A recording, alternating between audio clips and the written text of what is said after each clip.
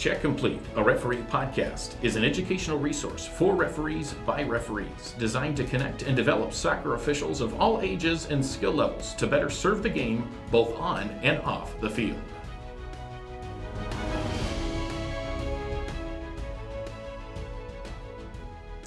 The Check Complete podcast is back, baby. It's Gordie alongside Brendan Sweetman. Hope you guys missed me. No one did. You know what? Brendan is back. I am back. We are on episode 5. Can you believe it? Episode 5. I can't actually believe it. I thought this was 4. We can't. Math is hard. Episode 5. It's plugging along. Thank you for those of you that have stuck along with us this whole time. We appreciate that. For those that have not been watching, you obviously won't see this, but we hate you. Some choice words for you. Yeah. That's right.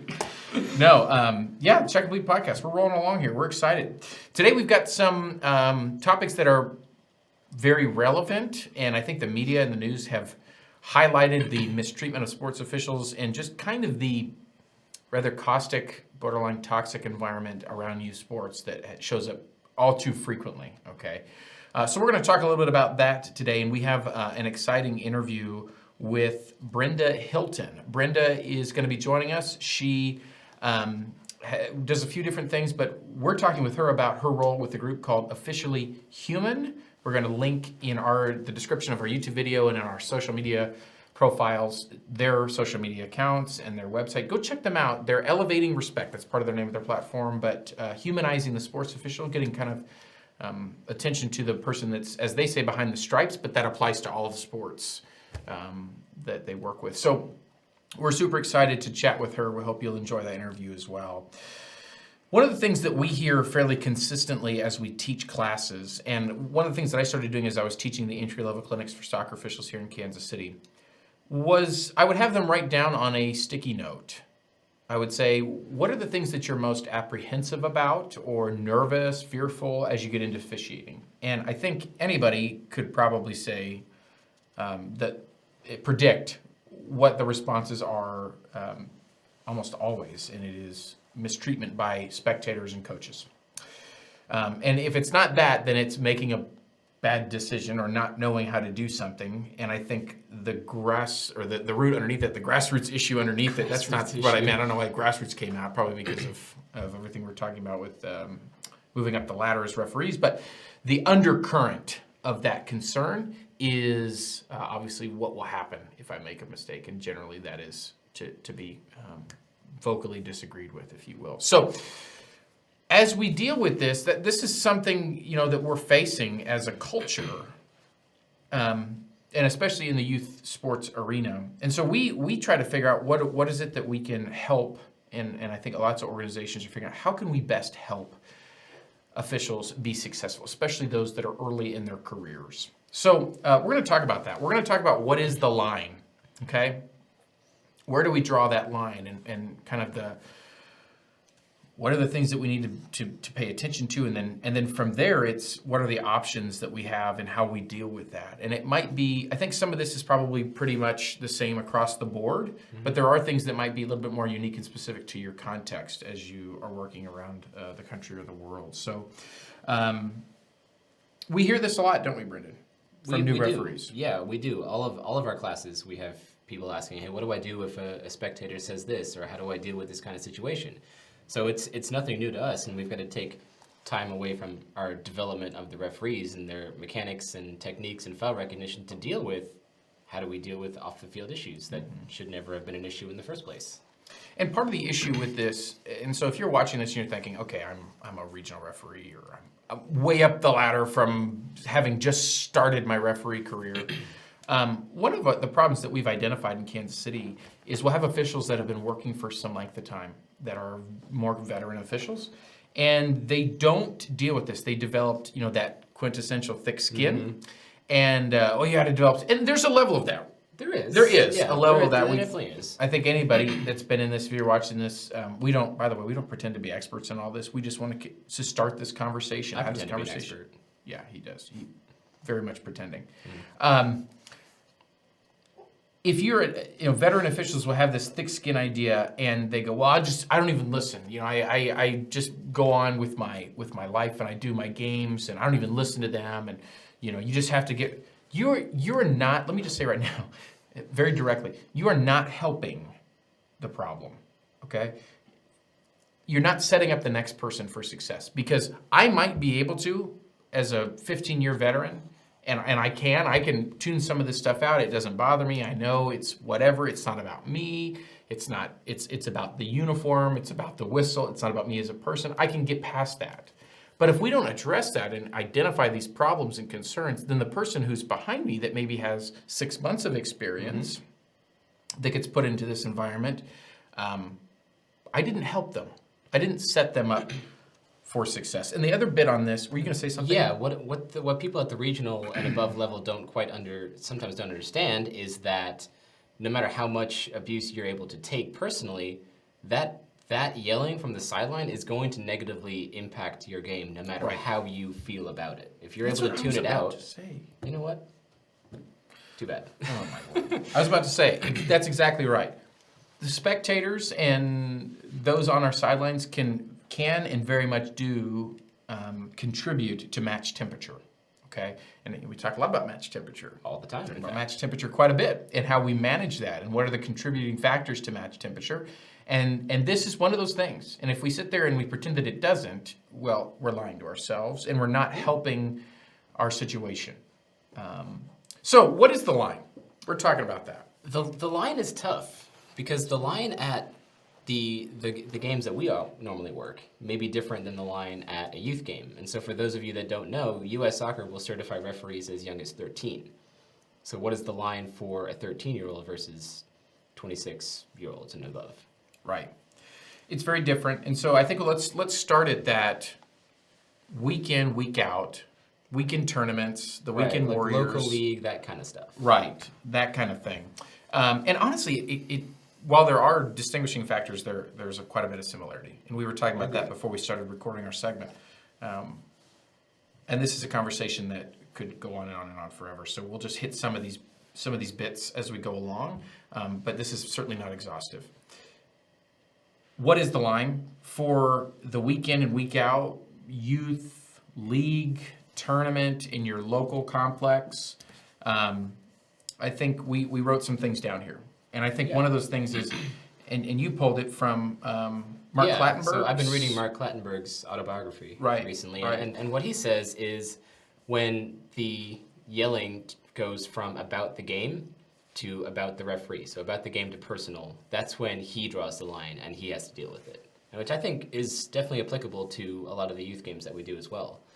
Because they'll start off with about the calls, and then they'll zero in on the referee and use whatever they can against that referee. And we've talked about, those that have been around the game and have been officiating for a while, they'll talk about the 3 Ps: personal, provocative, and public. Those are, if we have, that trio in place, we've talked about that more with coaches, that's usually grounds for removal, okay? And it's the same thing with spectators. If we're zeroing in, anytime we're starting with the word you, or you, we don't really need to go there, right? And so if we need to know where the line is, when we start in on that personal bit, it very quickly is inappropriate. Because we're going to disagree with calls all day from the spectator side, which is fine, which is part of the game. It's how do we vocalize that? And a lot of times it gets to the point of this is going to be about you, specifically the referee. And we talked about this. We don't need to necessarily wait for that moment to employ some of these options that we'll talk about in dealing with this poor behavior. We don't need to wait for it to get to you, to personal. It can be just persistently dissenting against decisions by the crew, and that's contributing negatively to the environment. There's a few other items that kind of come here. One thing is I was talking with as one of our overseeing the officials at our Junior State Cup event last weekend in Kansas, as I was talking with some spectators that were a little bit more agreeable to conversation, worked up in the moment. That's new. I know, right? Turning over a new leaf. as I had those conversations, I said, listen, it's one thing to be like passionate about supporting your kid and passionate about the game, but unfortunately that line gets blurred with inappropriate too frequently. And so we go from passionate to inappropriate, and that gets unfortunate when we see that happen. And I think one good question that I started to pose to some of these spectators and even to our coaches, but a lot of the spectators is what you're doing contributing to a positive environment? And if the answer to that is no, then stop it. Change it. Don't right. And so I think as we, if you're watching this and you're a young referee, but really anybody, is what's going on behind me in a youth game contributing to a positive environment? If the answer is no, okay, then we have to think, okay, how much of this is just part of the thick skin thing, right? Which again, I understand differs for some people, but when we continue to permit these things, we are somewhat, in some way, promoting them. Because I have really thick skin. One-on-one, a player can say just about anything to me and I can respond in the way that I do. But if what I'm hearing from around me is influencing the player's decisions to negatively impact the game, doesn't matter how I feel personally, I'm going to have to deal with that. Right. Because it's causing issues on the field. Right. Absolutely. And I think that's great. And we transition that as we think about with spectators and go, okay, you had your moment. Oh, ref, come on, that's a foul. All right, we hear that quite often. All the time. As we continue down that road and we persist in that, and in that little passionate reaction turns into a persistent inappropriateness, then allowing that to continue is, in some regards, to kind of put it bluntly, is somewhat promoting it, because we're, that way you permit, you promote idea. Yeah. So what do we do when we, and before we move on to kind of what are our options as we deal with this, and I hope, like I said, this is not exhaustive, I hope that this might spark some conversation in your neck of the woods, right? Wherever you're watching this, that you're going, you know what, how can I be part of the solution? And if you're watching this, you're probably a referee, but we've had others that are not active officials. But if you're a referee, so you're on our side, right? Our side of the issue. But what can you do in your neck of the woods, in your local area, to foster the respect and recultivate good sportsmanship? And maybe that's giving up some of your time to help write policies, to participate in local organizations that are helping to fix some of these issues. That's our hope, is that this really does spark something, some conversation, some action steps that you can be a part of. But before we move into what are the more practical options in this, it probably needs to be said, and we do have some younger officials, brand new officials, that are like, what are the automatics? Well, and I think we know this, right. But things that are, sexist, racist, homophobic, all of that kind of stuff needs to be, there is no warning for that.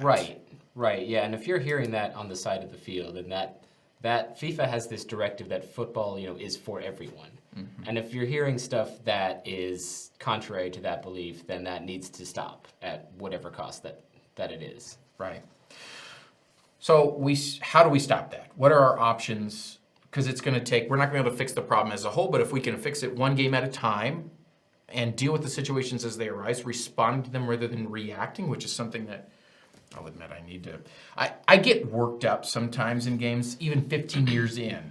In a high school game I had the other day, some people were very frustrated with my decisions, and I made some call, and this guy was like, referee, and I said, I know, I'm terrible. And, I can't keep my mouth shut sometimes, okay? So it's about learning how to respond appropriately in these situations instead of just simply reacting based on what sort of gut instinct it brings us. Yeah, and it's tough for some of us referees that have been around for a while, because when we first started out, it was kind of, we got put on the fields and we were the end-all be-all in that field. And so we had to find ways to deal with it ourselves. And now that the conversation is moving more towards how do we help and support our referees, we've got to adapt with that as well. And what Brendan said is 100% accurate. That conversation, whether you realize it or not, is happening more and more about what can we do collectively beyond just the referee supervisors and assigners and the state referee committees and people that are referees themselves, right. Most likely. It is now club owners. It's all aspects of the game right. At this point. We've even had responses from spectators like, hey, I'm sorry about the way we've acted, stuff like that. The conversations are happening more and more in every aspect of the game. Right. So I think step one of the things we as we outline some of our options, and again, not exhaustive, what is going on in your area that you can add to this list? If you're making your own list of what are the options, how can you, especially if you're a more senior level official, what can you do to help others realize what options they have to put a stop to some of these concerns? So one of the things is working with coaches. More and more coaches are a part of the solution, just like you said. They want to be a part of the solution. They're obviously passionate for their student athletes, but they want to be a part of the solution. So we talked about how impactful, and I saw this at our Junior State Cup event, where we got to halftime. The first half was difficult, and so I was working with the referee crew to say, hey, let's approach the coaches both and say, hey, can you have the conversation right now? We'll extend halftime if we need to, right? We'll build a few more minutes into it to give you a chance to walk across the field and have a word with your people to go, hey, let's have some perspective. We have, for that match, 30 minutes, okay? 30 minutes. That's how long our second half was because it was a junior event. Can we get through 30 minutes and behave like adults and treat teenagers who are working hard out here with the utmost respect, okay? So go to coaches. Yeah. Go to them and use them, and even if they are frustrated and there's been frustration during the first half or up wherever you are up to that point, if you go to them and say, hey coach, I need some help. My air over here is really getting the business from these people. And I think they're your spectators. Can you help us with that? Okay. Oftentimes that triggers something in the mind's like, oh boy, yeah. Okay. It puts things into perspective. Yeah, because we have to keep in mind that the referee shortage not only affects referees, it affects the coaches as well. Because plenty of times when they go out and they get 2 referees and a club linesman, or heaven forbid, 1 referee, that affects their teams and their chances in the league and the tournaments. And so they do want to be a part of the solution. And having that conversation before the game, halftime, whenever, definitely does provide some positive feedback. Absolutely. So work with them. They will be a majority of them, right? 95, 98, even more so now, I think, just because of how prevalent this issue is and how much media attention this has garnered, are agreeable to help in this process, okay? The other big thing is leveraging field marshals, and I don't know what terminologies they might be utilized. In our neck of the woods, it's field marshals. Yeah, all of our local leagues have field marshals. Right, people that are designated to help the games run smoothly and attend to issues that the referees identify in matches. And so locally, a lot of our field marshals are referees or former referees. Yes. So they have the same experience that we have.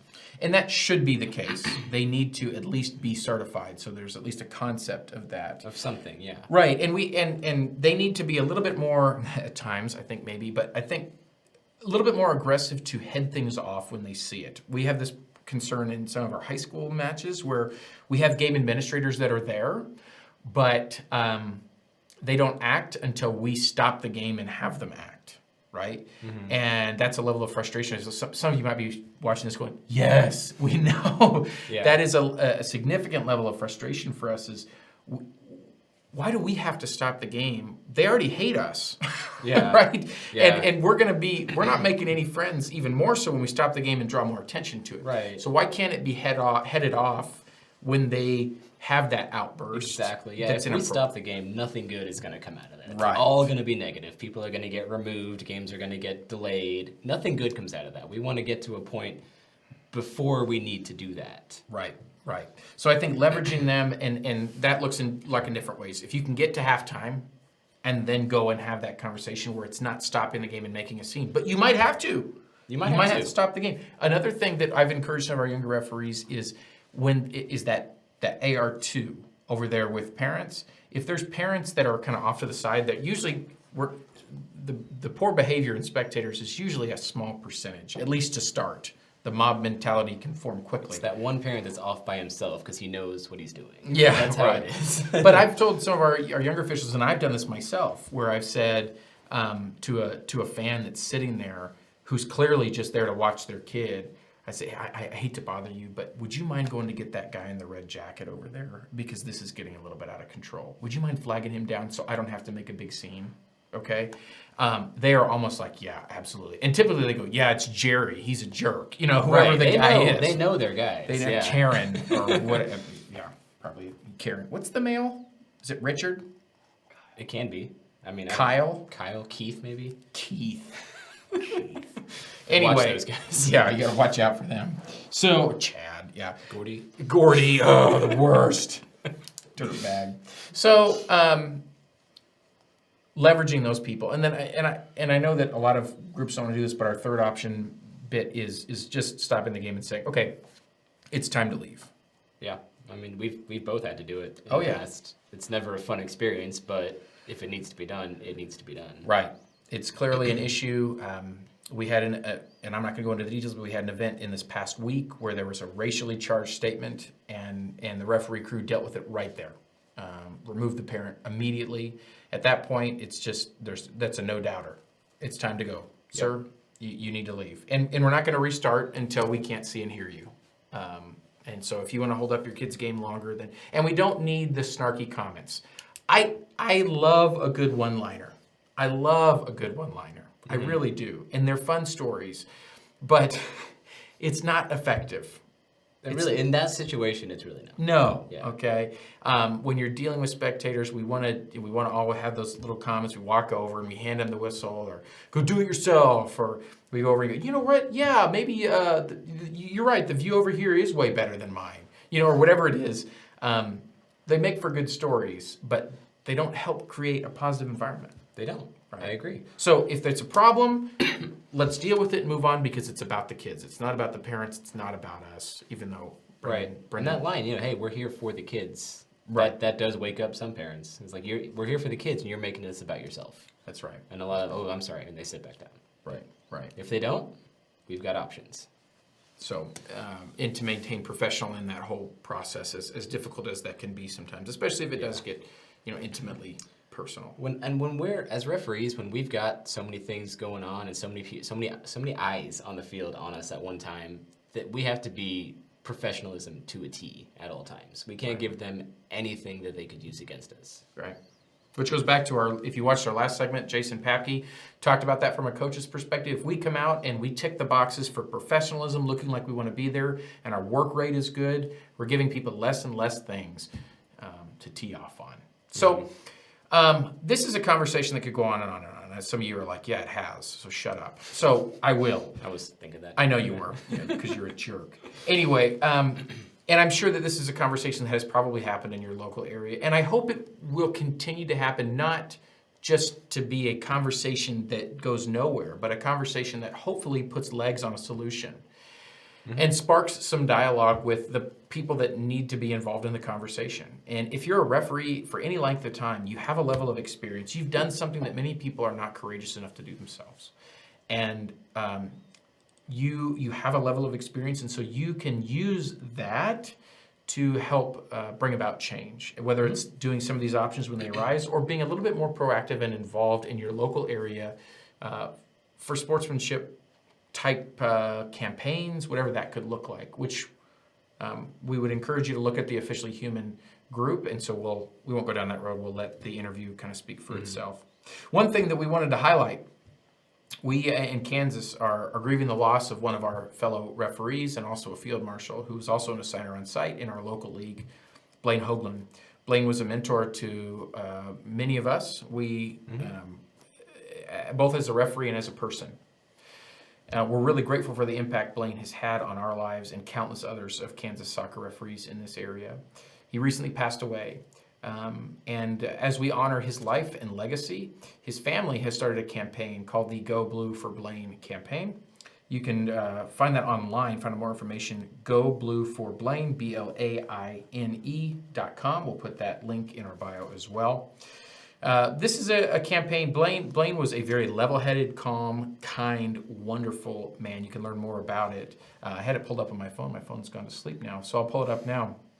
But you can learn more about it's a really well-done little website. And I want to highlight, they have made BLUE an acronym, B-L-U-E. It stands for Breathe, Listen, Understand, and Empathize. And so they're talking about, as they say here, the emotion and mindset of being calm in de-escalating situations where there is as I kind of use the metaphor, a storm going on, being the calm amidst the storm around us. And Blaine had to deal with this quite a bit in his role. All the time. He was working as a field marshal.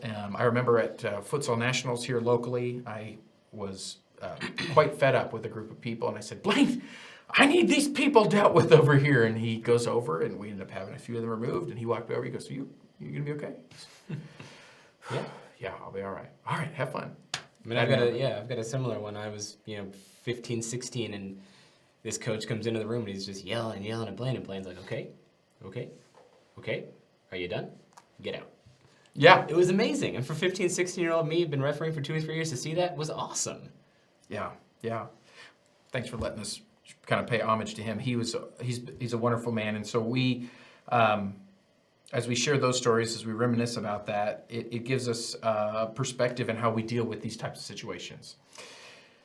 The acronym, again, breaks it down into breathe, listen, understand, and empathize. Breathe. And so the website, you can read this off of the website, but it's important that before we respond, we take a moment to breathe. And that's that responding versus reacting. So taking something in the storm of that moment, there are oftentimes, and there could be trigger phrases and words that cause us to kind of, the anger to well up in us or a reaction within us. And so we're taking a second to go, acknowledging when that happens and taking a second to breathe. The second word is listen. If you're talking, you're not listening, as they remind us. So really taking a moment, no matter how absurd you think what is being said to you is, you take a moment to at least listen. And then the second piece of this, another layer of listening is understanding. So we seek to understand, and especially understanding what is at stake in the situation or the conversation, okay? Realizing, and that's sometimes listening beneath, listening below, understanding what the bigger concern might be, what is perceived to be at stake. And then this last piece is empathizing. So once you've had this chance to breathe, to listen, and to seek to understand, as they say, it's vital to empathize with those involved so that you can work together to provide a solution. And maybe a better moment in the game that I had the other day, there was a coach that was really upset about a decision, and I said, Coach, I let him kind of have his piece. I was nearby, and I said, Coach, I understand your level of frustration, and I don't blame you. However, that's not a cautionable offense today in our game, and I gave him a reason why. And he felt heard, and we moved on. And so a rare moment of me doing something that was worth sharing to another person. They do happen. They do happen, yes. It's a blind squirrel finding a nut here. But this gives us a little bit of a framework to work out of as we face difficult situations. Hopefully we've been able to identify at least some of what the line could look like and some options in response. We'd love to hear a little bit more from you about what have been some best practices and feature that in future episodes, or at least through our social media and website. So if you're listening to this from wherever you are, if there's been best practices and things that have worked well in your local leagues and complexes at tournaments and things like that, we're really not in a place right now to hoard good ideas. So if you have those, please share that. We would love to make that, kind of blast that far and wide so that we can all work together to really provide a safe place for young referees to work and develop in hopes that we can, it can be something for them that isn't just a paycheck that they have to endure. Yeah. Right? They have to endure. No, it really becomes something that for us, like it has for many of us, something that is we that enjoy really, doing it. Right. Exactly. And you meet good friends, you meet other people, but along the way, and it becomes a wonderful, not just a place to make money, but a wonderful community and a passion. So we'd love to hear that. Questions at checkcompletepodcast.com, or you can email it to my account, which is Gordie, Gordie, at checkcompletepodcast.com. You can slide into our DMs at check_complete on Twitter and Instagram, at checkcomplete on Facebook. We would love to hear you. We have an interview coming up here shortly with Brenda Hilton from Officially Human. Really outstanding conversation with her, and we hope you check out more with the Officially Human group.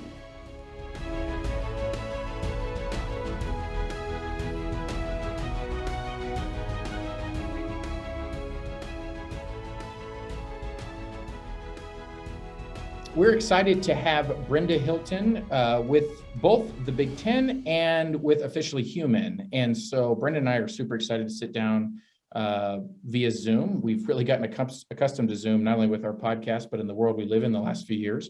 So we're thankful for technology allows us to chat with you. Brenda, thank you so much for joining us today. We're thrilled to have you.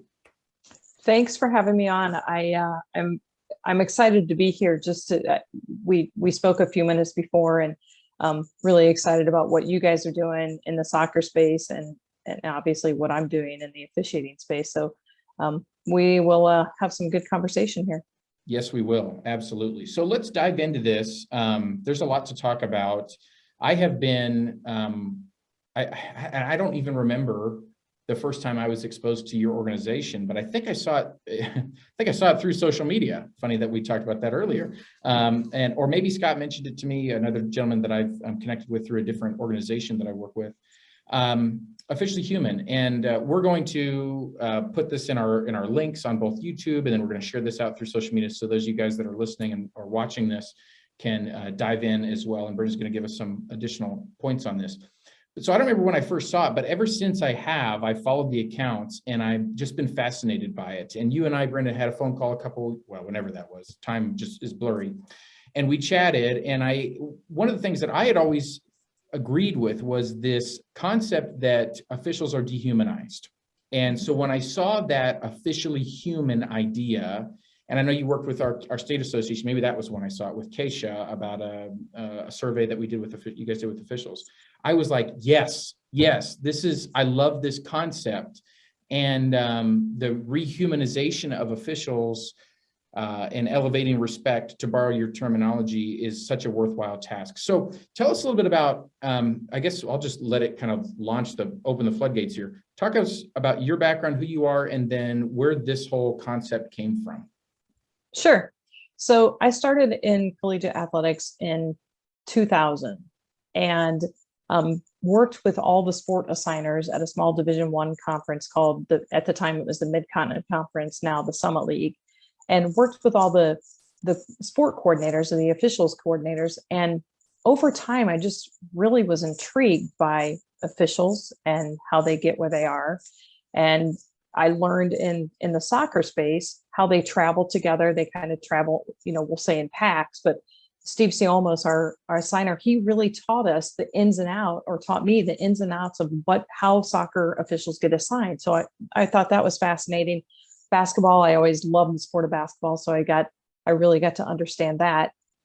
And then in 2011, the Big Ten called and said, "Hey, we're going to form a men's basketball officiating consortium.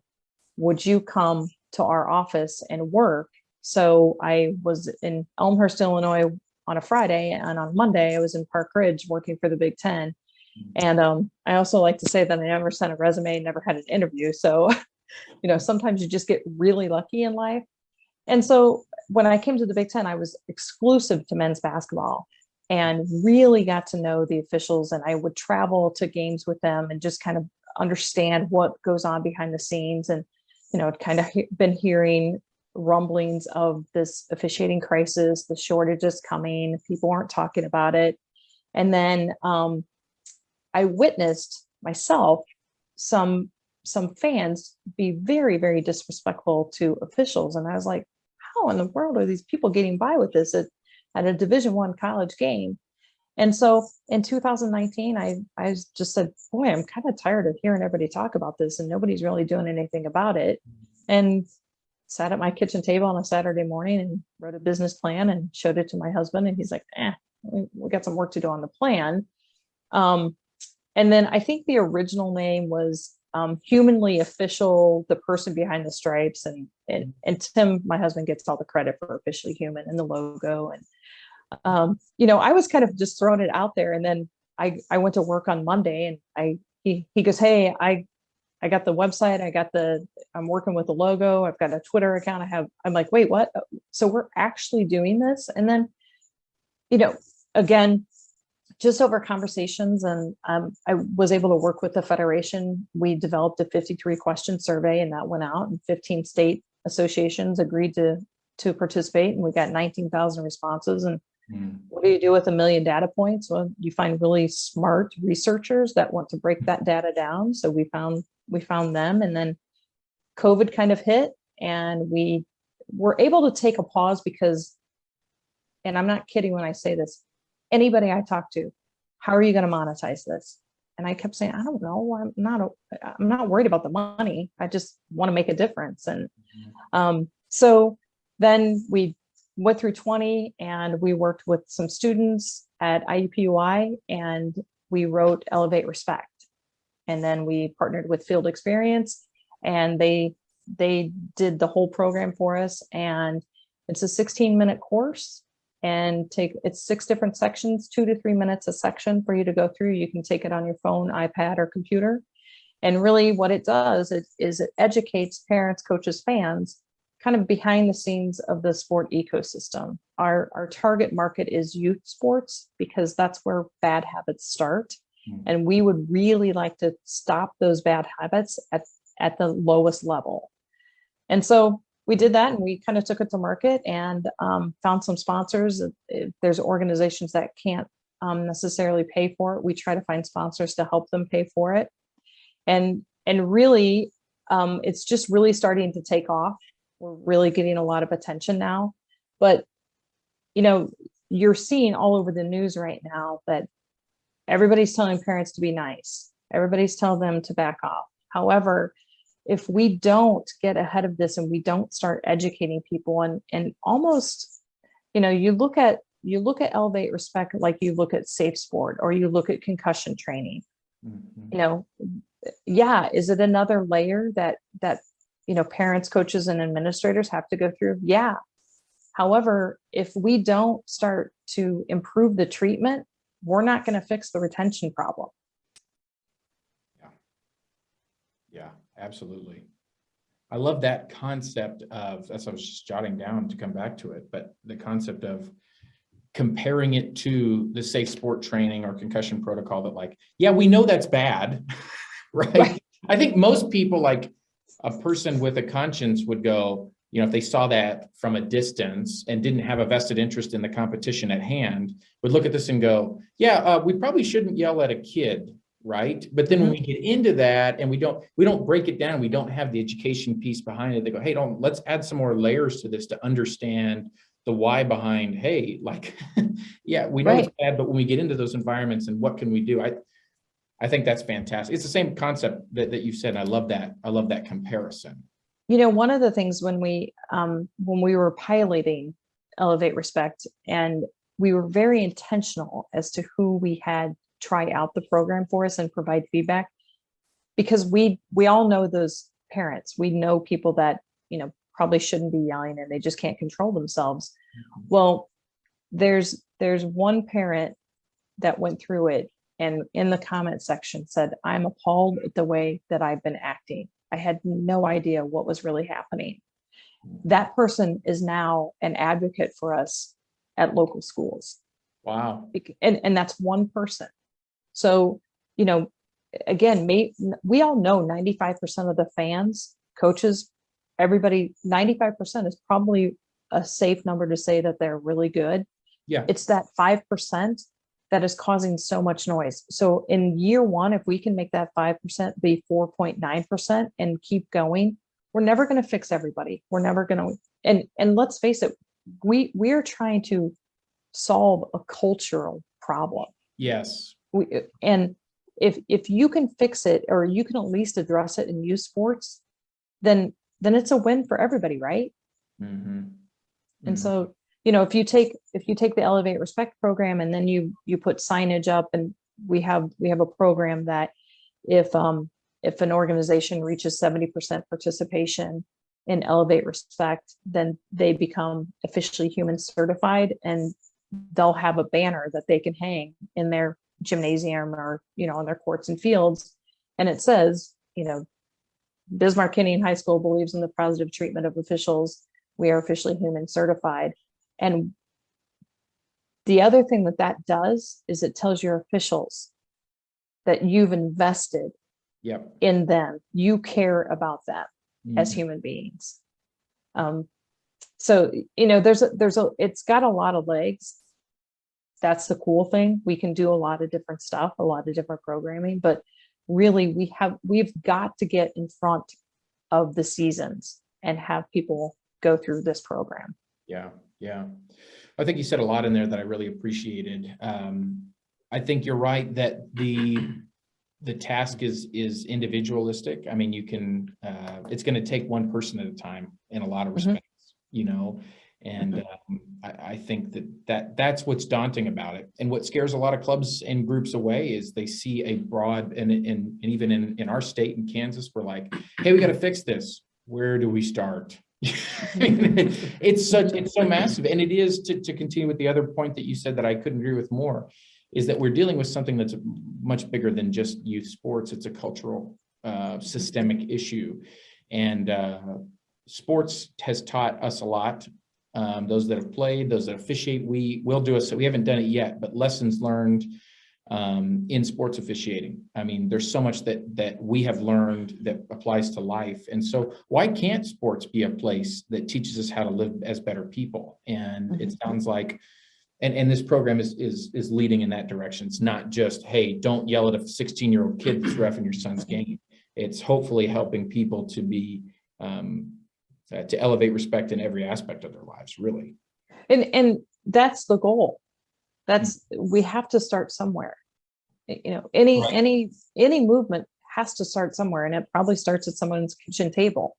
So if we can at least spread the word, you know, far, deep, and wide, then we're going to do something. But it's organizations like you guys talking to me, listening to what I have to say, that no, I want to be part of the solution.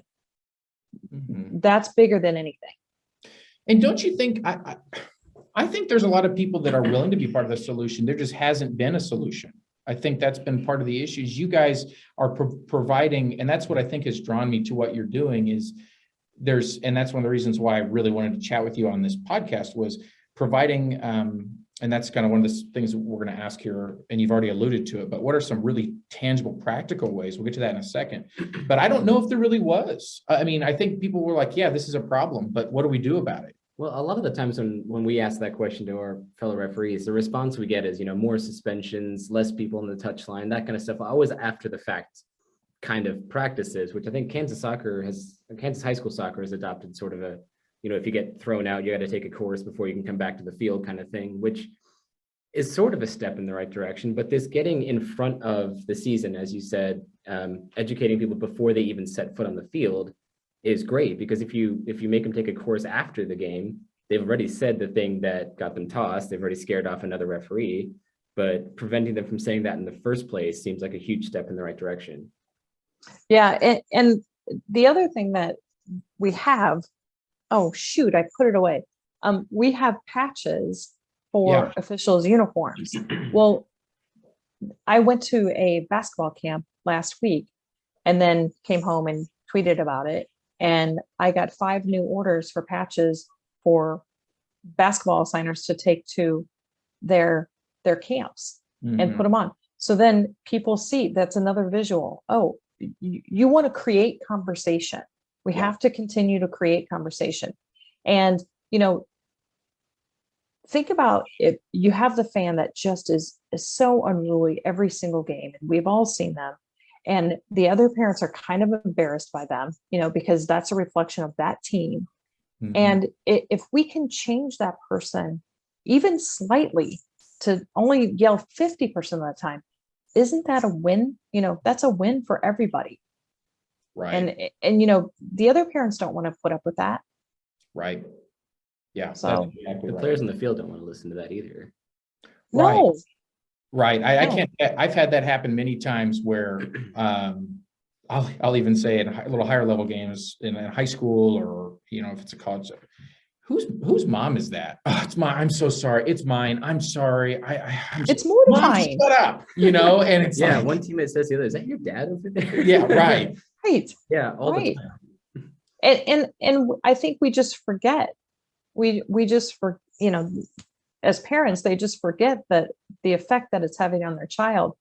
And I can go back and I can find podcasts that I did in 2020 that I called this in 2020, that when we return to play, it's going to be so much worse because parents are angry that their children lost a year of competition. And everybody knows the percentage of college athletes, high school athletes that go on to play college is about 7%. Yet something was taken away from that parent or that child and it's just made us all angry. We're just very angry.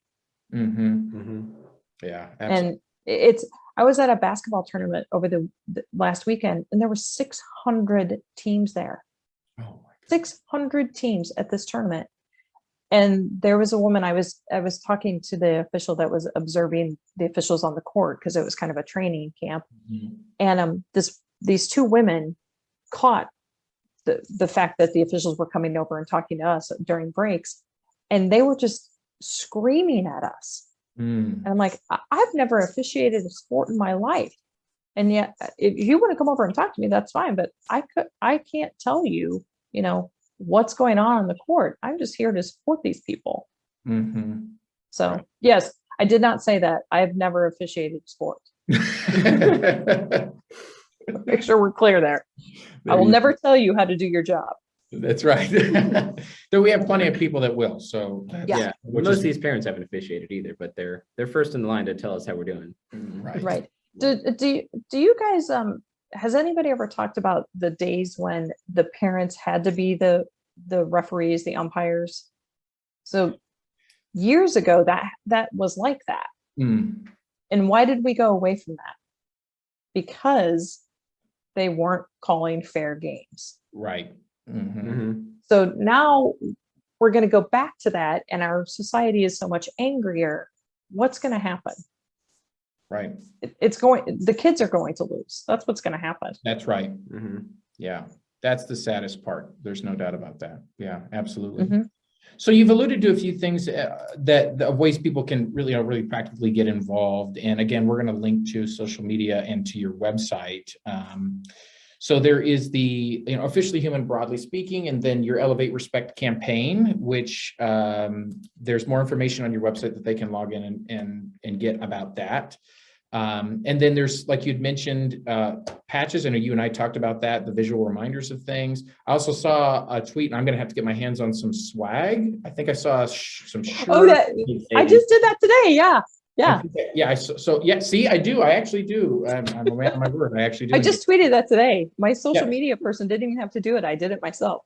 Well, wonderful. There we go. Yeah. Well, it reached at least one person. So no, it reached a lot because people have reached out. Okay, good. Yeah. No. And it looks really clean. I love the logo and everything. It looks really clean. So there's ways to engage.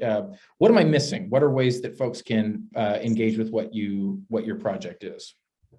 Well, I think just reaching out to us, and for those on the call or that are listening that are, the head of an organization, we're pleading to you to do this for your officials, your umpires, your umpires. Sorry. Yeah. We're pleading with you to do this for them, because it's not fair. We are not going to fix the retention problem if we don't fix the treatment problem. Yeah. And so I agree. Reach out to us and let's talk about Elevate Respect, and let's talk about some of this other programming. In our mind, it's, you want to adopt a full package, and we customize the packages to whatever, the group wants them to be. But it's got to start at the top. B, it has to be before the season starts. It has to be a requirement. And then C, you want to have those reminders throughout the year. Right. Absolutely. Brendan? Yeah. I mean, you seem to have covered it all. I'm really a fan of this whole movement. Well, you won one over tonight, Brenda. There you Great. go. Great. I will let you know where to send the check. Yeah. Just give me my patch and we're good. There you go. Yeah. And I always ask this to everybody we interview, but Brenda, is there anything else that if you don't say it, you're not going to sleep tonight? You got to get this off your chest before the interview ends. No, I said it all. Oh, good. There we go. Said it all. That's perfect. Yeah.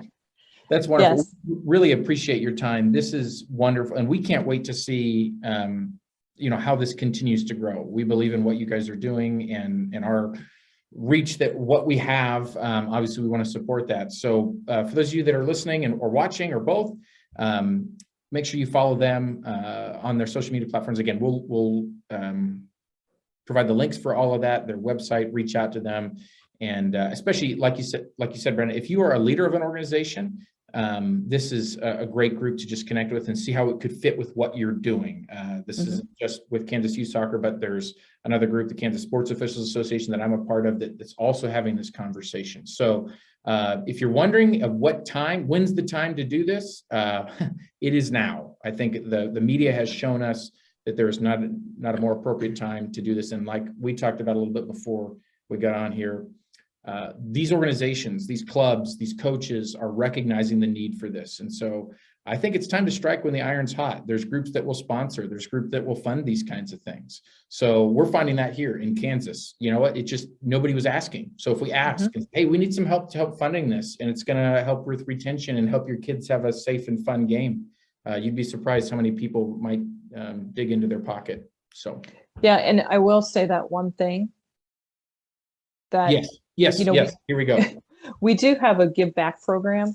So if an organization signs up for us, we believe in reinvesting back into officiating. So we like to give money back to the organizations for the people that go through the Elevate Respect program. It's awesome. Very good. Yeah. Well, Brenda, thanks again. We really appreciate your time, and hope everybody can take a quick look at what you guys are doing and engage with that platform. So yeah, thanks so much, you guys, for having me on. Absolutely.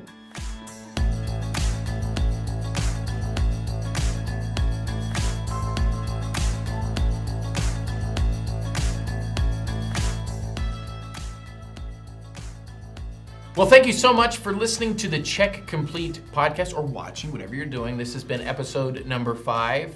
We really appreciate you guys engaging with our podcast. You can, if you're not already, please follow us on Twitter and Instagram at check_complete, on Facebook at Check Complete. On our YouTube channel, if you're not watching already, we'd highly encourage you to watch. You can also reach out to us, info@checkcompletepodcast.com, questions at checkcompletepodcast.com, or Gordie at checkcompletepodcast.com. So whatever one tickles your fancy, just send us an email. We'd love to hear from you. Okay? And then once again, if you guys have crew pictures from your games, wherever they are, we'd love to see those as well. So send them our way, and we'll be featuring those on our podcast. We want to give a couple more shout outs. The Go Blue for Blaine campaign, as we continue to practice that breathe, listen, understand, empathize pattern as we face difficult situations. You can learn more about that. GoBlueForBlaine.com. Blaine is spelled Blaine. And of course, Officially Human. We want to thank Brenda Hilton again for her time. Brenda was just a phenomenal guest, wonderful person. You can check out officiallyhuman.com. That's their website. And learn more about that campaign and engage with what they're doing. We have a couple of sweatbands, Official Sports International sweatbands, that we would like to give away. So if you share the post that announces this episode is now streaming on whether that's Twitter, Instagram, or Facebook, please tag us in that. If you tag us and that you've shared it, you'll be considered to have been entered, and we will do a drawing within 24 hours of the posting of this episode. If you are selected, we'll reach out to you over direct message and get your information so we can send you your wristbands. Sounds good. So, yeah, if you have positive feedback, we really want to hear from you. Very positive. We're words of affirmation kind of people. So we want to hear that. Tell us about what you love about the podcast. We really want to hear about that, and suggestions for other segments, feedback in what maybe is working in your neck of the woods, like we talked about, for dealing with some of the sportsmanship concerns. We would love to hear more about that so we can share some of those good ideas. And then, once again, if you have any negative feedback, please write it on the back of a 4-digit, 2-sided electronic subboard and send that in our direction, and we'll get right back to you on that. Yes, we will. This has been the Check Complete podcast. Brendan, thank you so much for joining us again. Thank you very much for having me again. The most fun I've had in the last 20 minutes. So it's been great being with you. Engage with us on social media, please. And we'll see you back here soon for episode number 6.